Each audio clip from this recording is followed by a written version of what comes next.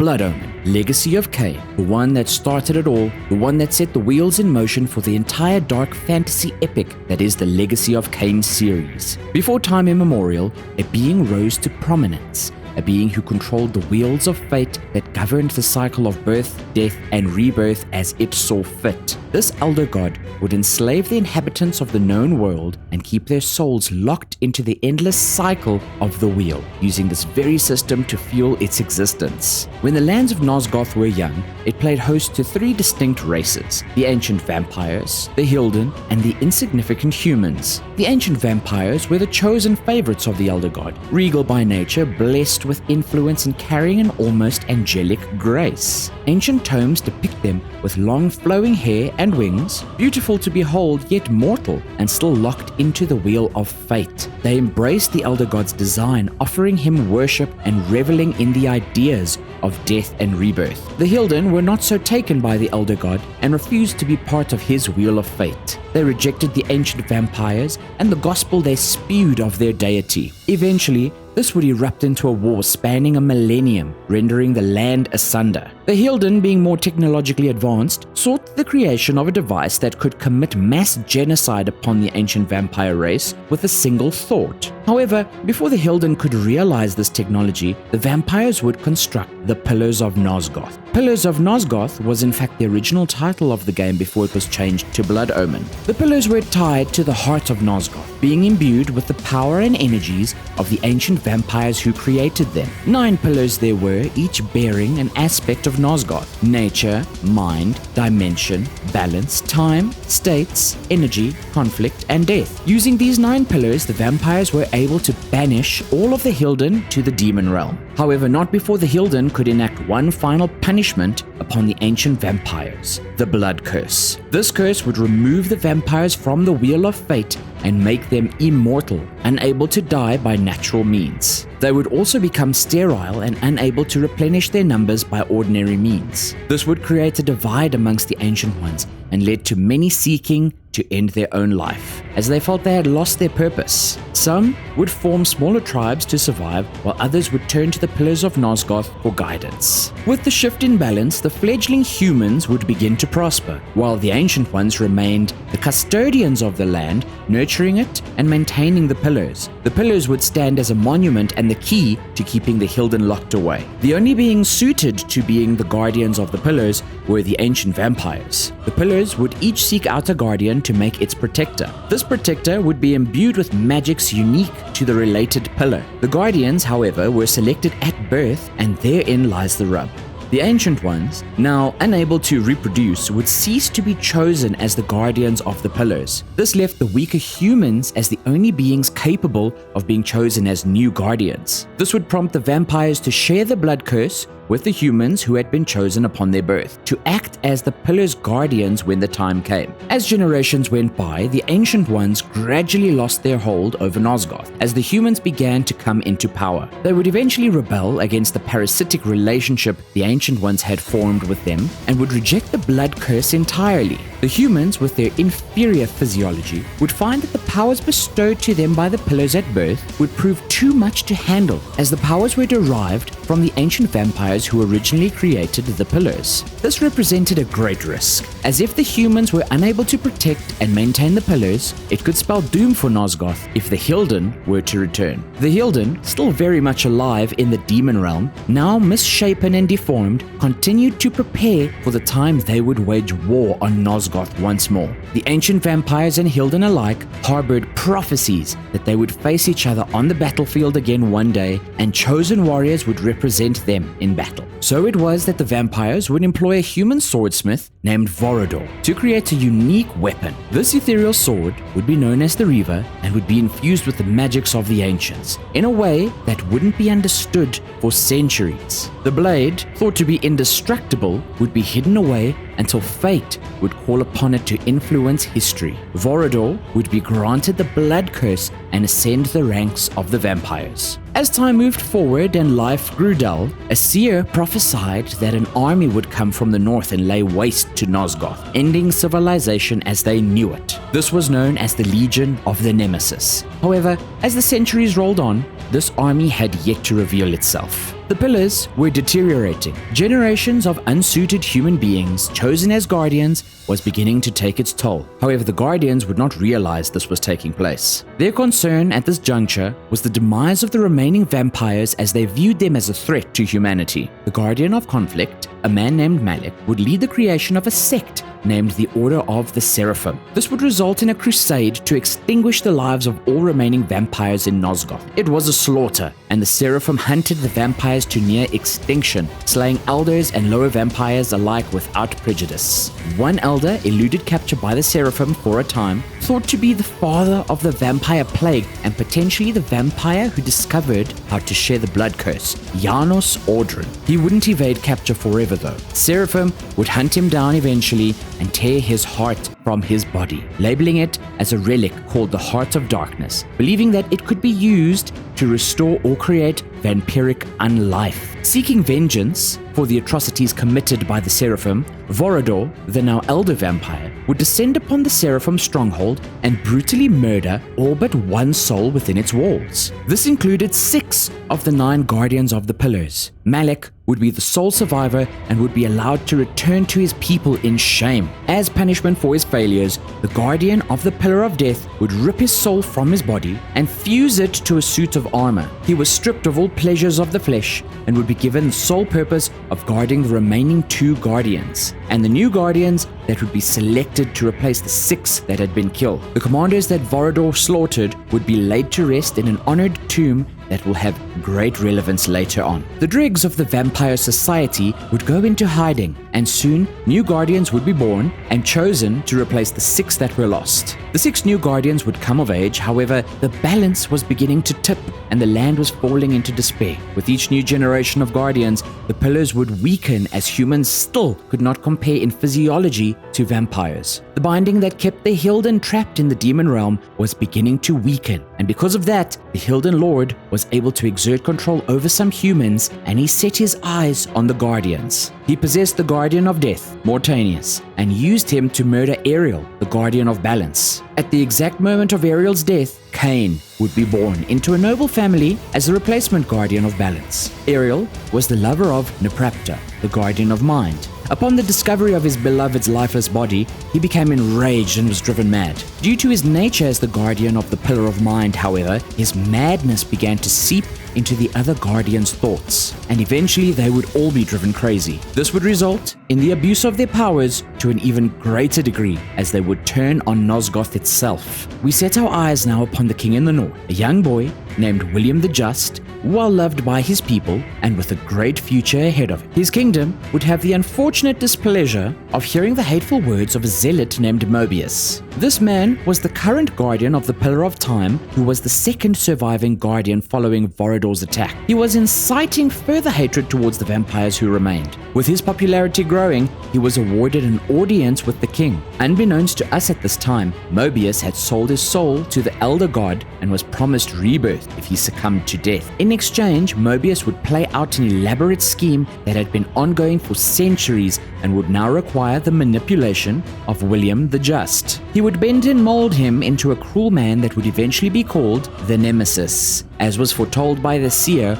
all those centuries ago. With the rising rumors of danger brewing in the north, Kain would be coming of age and would be relatively unfazed by the world around him. Soon to be called to serve as the guardian of balance, he was unaware of his destiny and was in for a rough ride. The mad guardian of death, Mortanius, had plans for Kain. Feeling guilt for the murder of Ariel and still reeling from the influence of the Hilden Lord, he sent a group of assassins to find and murder the young Kain as night was falling. In death, his blood started to boil with rage and a deep longing for revenge. At that moment, Mortanius would offer him the revenge he so badly sought. Kain would agree without hesitation, and without Kain's knowledge, Mortanius put the still beating heart of darkness into Kain's chest, giving him vampiric unlife and the blood curse. He awoke in a crypt as a new being, finding that he now had a thirst for blood and was weakened by the sun and the rain. Regardless of his weakness, he pushed on and found his murderers. One by one, he put them all to the sword. Having achieved his short-sighted goal, Mortanius would continue to guide Kain along, lest he stray from the path that was designed for him. He directed his vampiric rage towards the supposed masters of the assassins sent to kill him, the Guardians of the Pillars. On his path to the Pillars,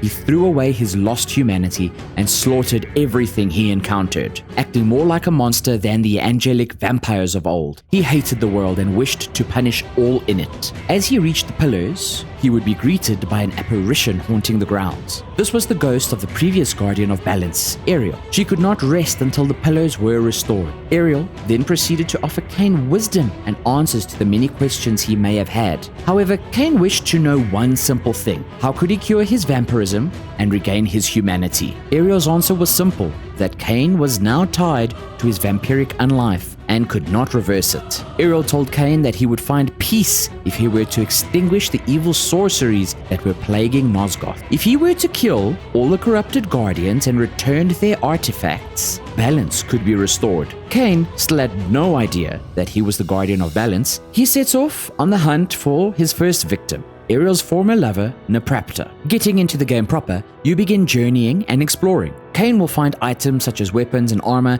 as well as learn new skills to aid him. He eventually reaches the small town of Wasserbund and starts to hear rumors of travelers and villagers going missing in the area. Kain passes through the town to reach Neprapta's sanctum. Inside, he sees the realization of a maddened mind. Neprapta had been abducting people from Wasserbund and subjecting them to all kinds of atrocities, chaining them to the walls and torturing them, driving them to the edge of sanity and ripping them apart.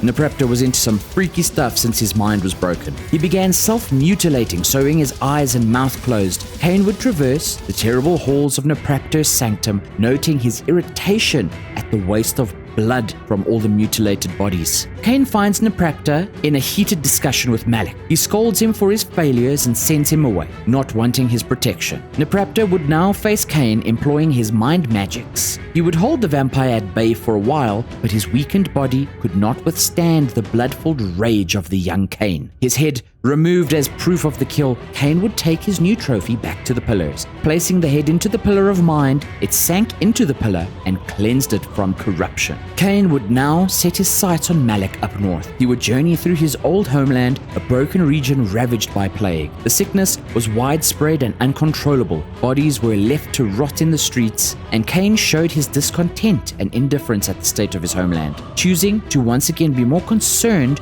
over the waste of blood rather than his former countrymen's lives. Reaching the snowy peaks of the region, Kain spots Malik's fortress, built high up in the cold and desolate mountains.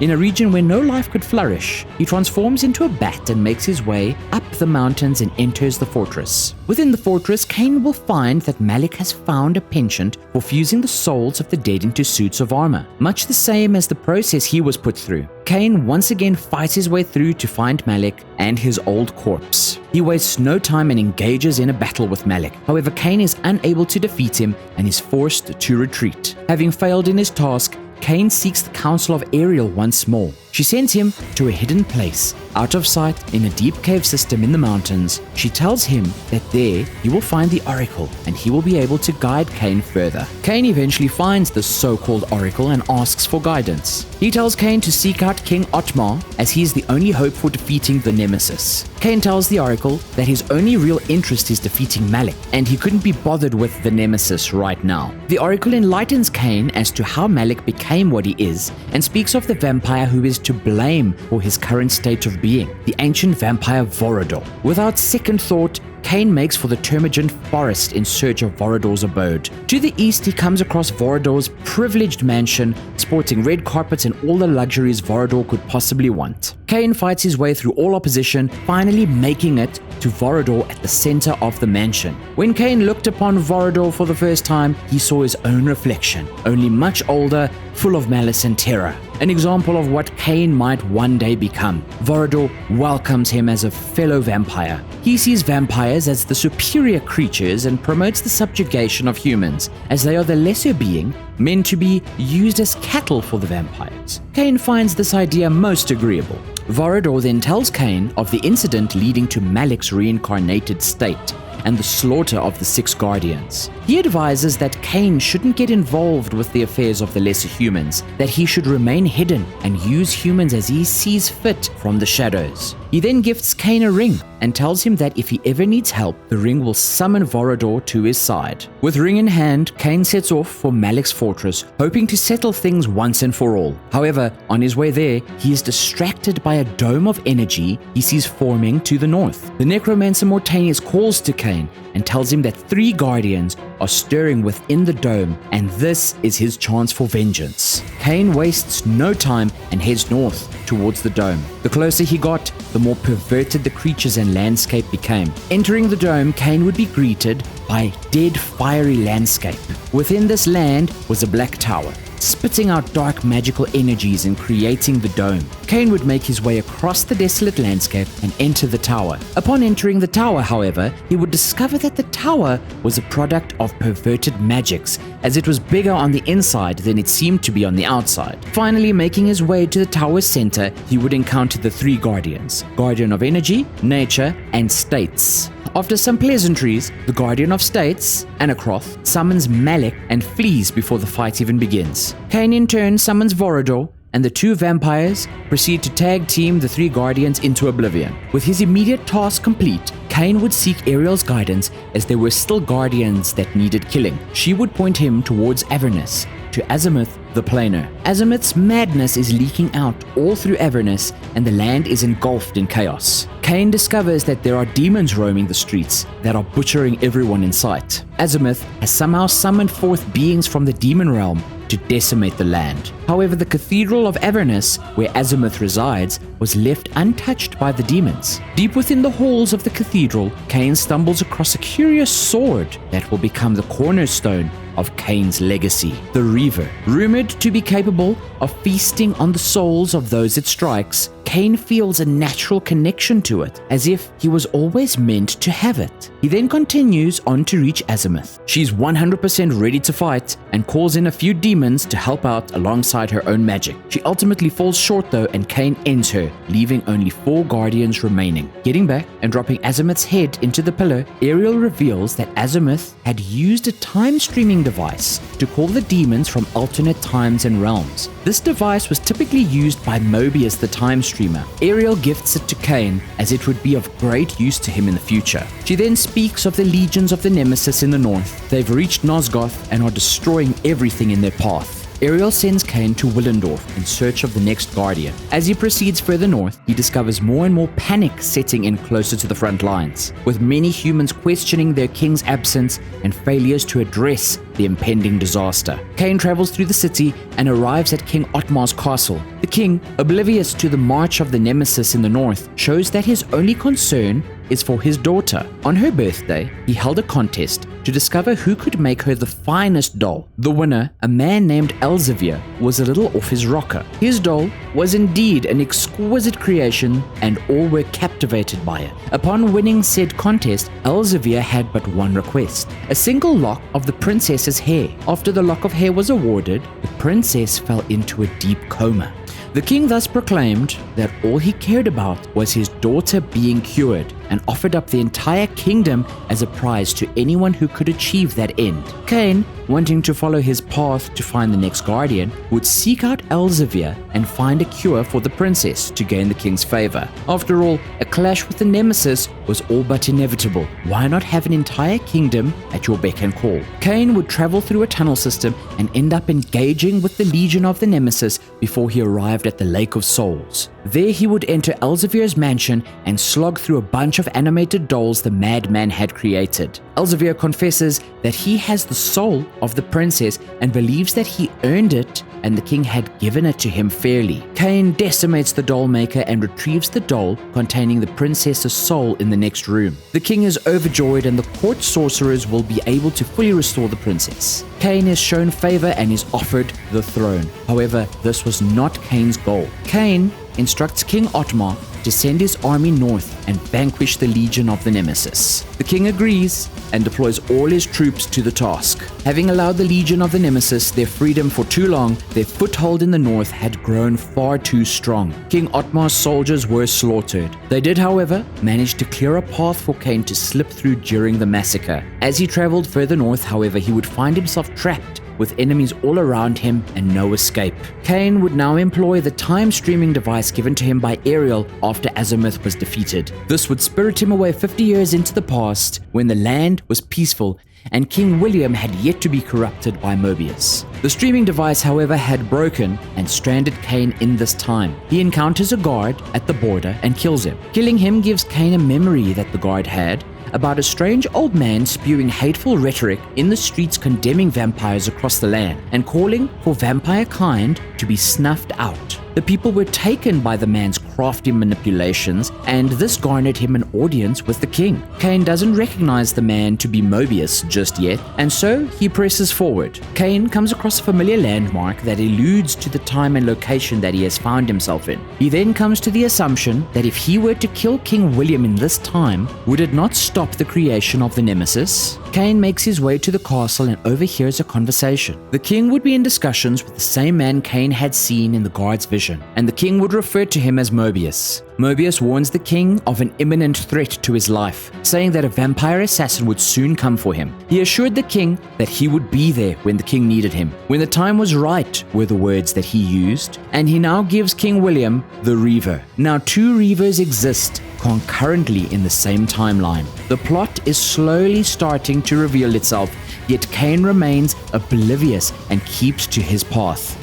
At the opportune moment, Kain attacks the king. A vicious fight ensues with the king and his guards and concludes with Kain ending everyone in sight. Kain has slain King William with the Reaver. However, William too had the Reaver. The Reaver was created with the power and magics of the Ancient Ones. The 2 Reavers being brought together like this was no mere coincidence. The flow of time is not so easily distorted in Nosgoth, and had Kain killed the king in the past without the Reaver, he would not have changed the future timeline. Instead, he would have created a separate, branching timeline that would flow down the river adjacent to Kain's original timeline.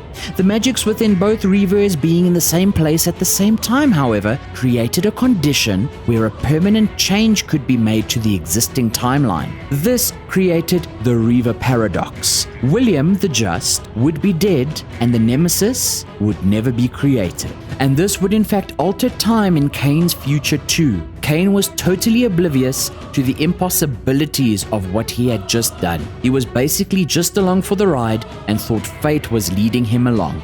In the very next room, Kain conveniently discovers a new time-streaming device and without batting an eye, uses it to return to his proper time. Arriving back, he discovers that he was successful in stopping the Nemesis from being created. However, he had now created a martyr in King William the Just, and with this key moment in place, Mobius would rally the people of Nosgoth over the next 50 years against the vampire murderer of King William. This would spark a crusade to eradicate all vampiric unlife from the face of Nosgoth.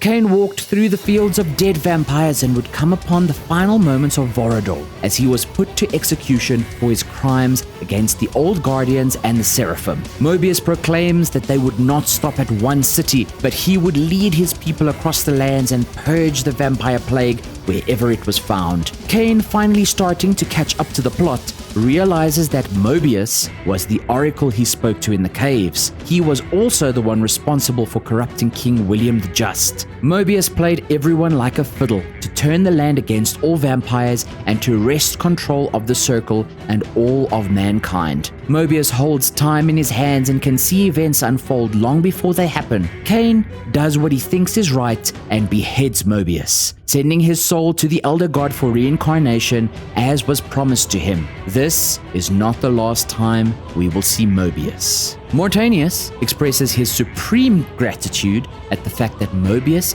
has seen a grim ending and calls Kain back to the pillars. Kain silently approaches the pillars as he can hear 2 people arguing. Anacroth, the guardian of states who had fled Kain before, was expressing disapproval of Mortanius' schemes and reveals that Mortanius was in fact responsible for the death and rebirth of Kain. However, as much as Mortanius thought he was pulling all the strings, Mobius was really the one guiding each pawn across his chessboard. Mortanius and Anacroth choose violence, and Mortanius fires off a well-placed Avada Kedavra, unaliving Anacroth and leaving himself and Kain as the last two surviving guardians. Now Kain reveals himself and realizes that Mortanius is the next one who needs to die. Mortanius welcomes the challenge and an intense battle ensues. Kain, naturally being victorious, strikes down Mortanius, only for the Lord of the Hilden to force his way into the realm through Mortanius's body. With the other guardians dead, the binding was so weak that the Hilden Lord could easily phase into this realm.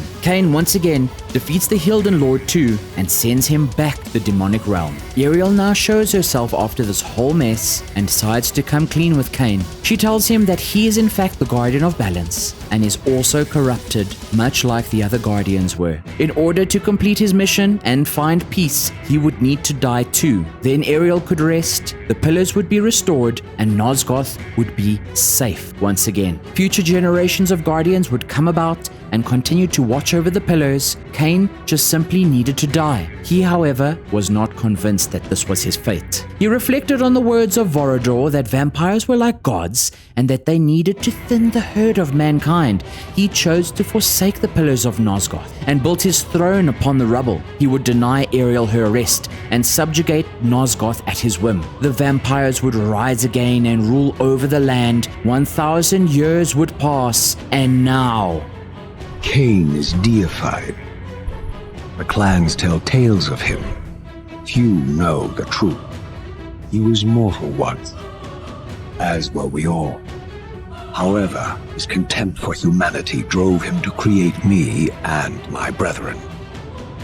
I am Raziel, firstborn of his lieutenants. I stood with Kain and my brethren at the dawn of the Empire. I have served him a millennium. Over time, we became less human and more divine. Kain would enter the state of change and emerge with a new birth.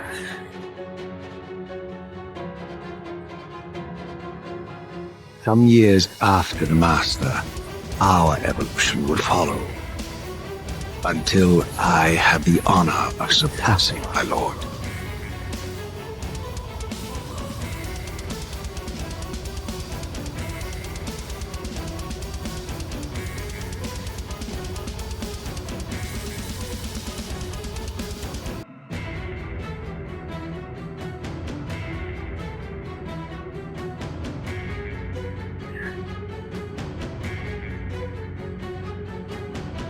For my transgression, I earned a new kind of reward.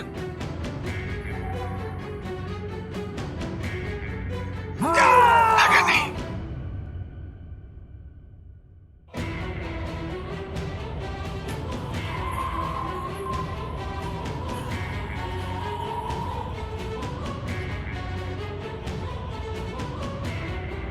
There was only one possible outcome. My eternal damnation. I, Raziel, was to suffer the fate of traitors and the youthlings, to burn forever in the bowels of the lake of the dead. Cast him in.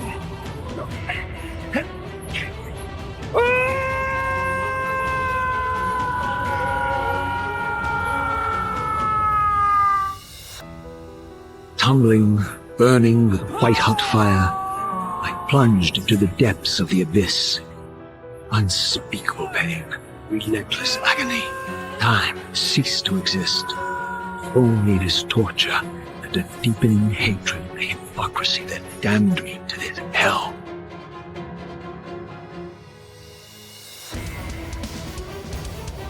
An eternity passed, and my torment receded, bringing me back from the precipice of madness.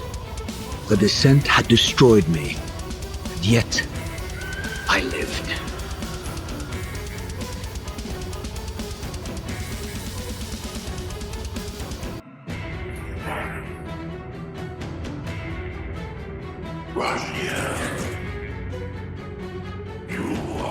Beautiful people, are you ready for the Soul Reaver 1 and 2 remaster? Why not click the video and jump right into part 1 right now? What?